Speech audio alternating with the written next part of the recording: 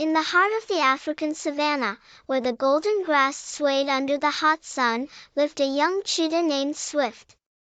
Swift was the fastest runner in his family, but he had a secret: he was afraid of running long distances. This worried him because soon it would be time for the Great Savannah Race, an annual event where all young animals competed to see who could run the farthest. One day, while Swift was practicing his sprints, he met Tusk, a young elephant who was struggling to keep up with his herd. "Hey there," called Swift. "Are you okay?" Tusk looked up, his big ears drooping. "Not really. I'm too slow, and I can't run as far as the other elephants. I'll never be ready for the Great Savannah Race." Swift's whiskers twitched in surprise. "You're entering the race too? But I thought only fast animals like cheetahs participated." Tusk shook his head. "The race is for all animals. It's not about being the fastest, but about who can go the farthest." Swift's tail drooped. He hadn't known that, and now he was even more worried. Sprinting was one thing, but running a long distance? That seemed impossible. Just then, they heard a commotion nearby. A young giraffe named Spots was tangled in some vines, struggling to free herself. Swift and Tusk rushed over to help. Swift used his sharp claws to cut through the vines, while Tusk used his strong trunk to pull them away. Together, they freed Spots. "Thank you both," Spots said, stretching her long neck. "I'm Spots, and I'm training for the Great Savannah Race. Would you like to train with me?" Swift and Tusk looked at each other, then nodded. Maybe training together would help them overcome their fears. Over the next few weeks, the unlikely trio met every day to practice. Swift taught Tusk and Spots how to run in short, fast bursts. Tusk showed them how to pace themselves for long distances. Spots, with her long legs and good eyesight, helped them navigate tricky terrains. As they trained, they also became good friends.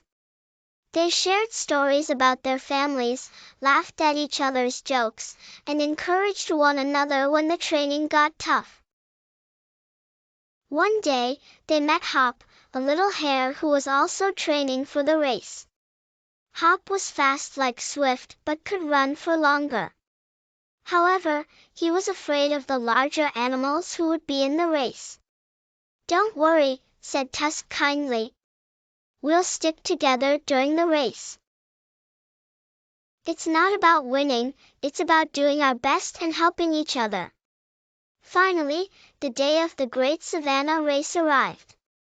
Animals from all over gathered at the starting line: cheetahs, elephants, giraffes, zebras, wildebeests, and many more. As the sun rose, signaling the start of the race, Swift felt his old fear creeping back. But then he looked at his friends, Tusk, Spots, and Hop, and felt braver. They had trained hard, and they would face this challenge together. The race began, and the animals set off across the savannah. Swift took the lead initially, but he remembered Tusk's lessons about pacing himself. He slowed down, running alongside his friends. As the day wore on, many animals dropped out of the race, exhausted. But Swift and his friends kept going. When Hop's little legs got tired, Tusk carried him on his back. When Spots got thirsty, Swift led them to a hidden water hole he knew. When Tusk started to slow down, Spots and Swift encouraged him, reminding him of how far he'd already come. The sun was setting when they finally saw the finish line in the distance. With a burst of energy, the four friends ran the last stretch together, crossing the finish line side by side. They hadn't come in first place, but as they collapsed on the grass, tired but happy, they realized something important. They had run farther than any of them had thought possible, and they had done it by helping each other. The animals who had gathered to watch the race cheered loudly. They had never seen such teamwork and friendship between such different species. King Leo, the wise old lion who ruled the savannah, approached the four friends. "You have shown us all the true spirit of the Great Savannah Race," he said in his deep, rumbly voice. "It's not about being the fastest or the strongest, but about perseverance, friendship, and helping others. You four shall receive a special award for your outstanding teamwork." Swift, Tusk, Spots, and Hop beamed with pride. They had overcome their fears and doubts, and in doing so, had taught everyone a valuable lesson. From that day on, the four friends continued to meet and run together. Swift no longer feared long distances, Tusk didn't worry about being slow, Spots had friends to keep her company on her runs, and Hop realized that even small animals could achieve great things. And every year, when the Great Savannah Race came around, animals would remember the story of the cheetah, the elephant, the giraffe, and the hare. They showed that the greatest victory of all is the triumph of friendship and teamwork.